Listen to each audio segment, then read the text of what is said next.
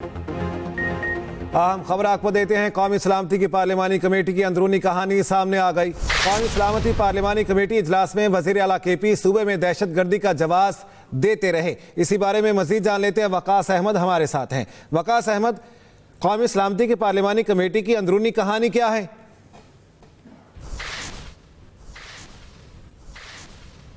वकास, क्या आप हमें सुन सकते हैं? अहम खबर है जी। वकास, आप हमें सुन सकते हैं? अहम खबर है, आपको अपडेट करेंगे इस बारे में। कौमी सलामती की पार्लिमानी कमेटी की अंदरूनी कहानी सामने आ गई।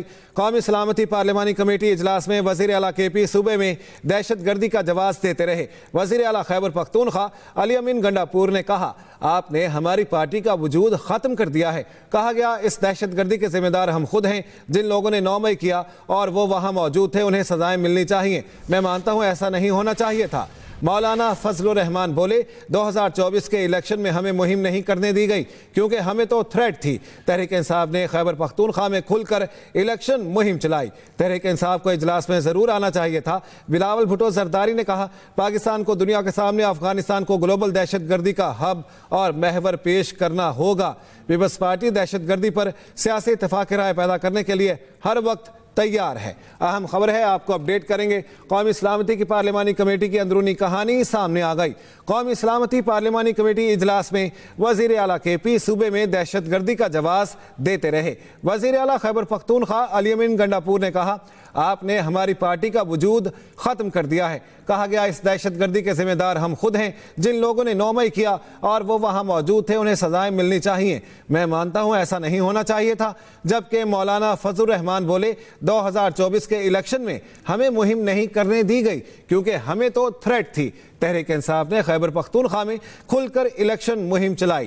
तहरीक इंसाफ को इजलास में ज़रूर आना चाहिए था, ये कहा गया मौलाना फजलुर रहमान की जानिब से।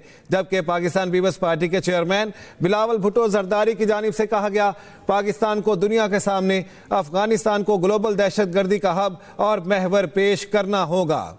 इसी पर मजीद बात कर लेते हैं। खालिद महमूद हमारे साथ हैं। जी खालिद महमूद, बताइएगा इस बारे में, कौमी सलामती की पार्लिमानी कमेटी की अंदरूनी कहानी क्या है? जी देखें जी, कौमी सलामती कमेटी का इजलास कल हुआ था जिसमें तमाम जो वज़राए आला थे वो भी शरीक थे। लेकिन इस इजलास में अली अमीन गंडापुर ने जब अपनी तकरीर की तो उनका ये मौक़िफ़ था कि आपने हमारी पार्टी का वजूद ही ख़त्म कर दिया। एक ऐसा सूबा जो दहशतगर्दी का शिकार है और इसके वज़ीर आला जो है वो इस इजलास में खिताब कर रहा था और इसका जवाब जो दहशतगर्दी का बनाया गया था, उन्होंने कहा कि इस दहशतगर्दी के जिम्मेदार हम सब खुद हैं।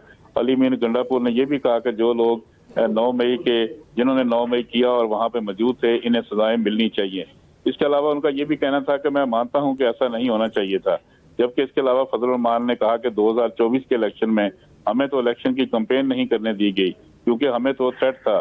जबकि मौलाना फजलुर रहमान ने यह भी कहा कि तहरीक इंसाफ ने खैबर पख्तूनख्वा में खुलकर कैंपेन की लेकिन इन पर तो एक हमला भी नहीं हुआ। जबकि दूसरी जानिब फजलुर रहमान ने यह भी कहा कि आज जब सूबे में दहशतगर्दी का दौरा है, समझ में आता है कि क्यों तहरीक इंसाफ पर हमले नहीं होते। जी ठीक है, बहुत शुक्रिया इस बारे में अपडेट करने के लिए आपका।